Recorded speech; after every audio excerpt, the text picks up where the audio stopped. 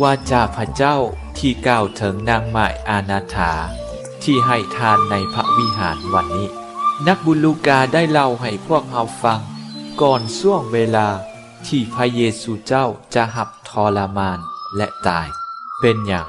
พระเยซูเจ้าจึงย่องนางม่ายทุกข์ยากนี้ที่ให้ทานเพียงแต่2 อัฐ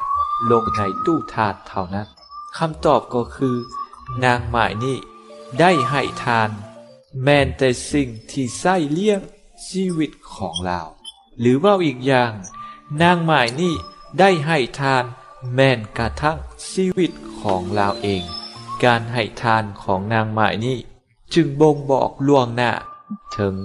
การตายของพระเยซูเจ้าเพราะพระองค์ยอมมอบแม้กระทั่งชีวิตของพระองค์เองเพื่อตายแทนพวกเรา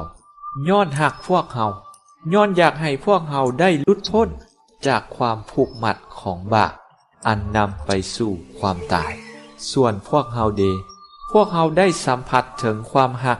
ที่พระองค์มีต่อพวกเราบ่พวกเราได้สำนึกถึงความผิดการบาปของพวกเราบ่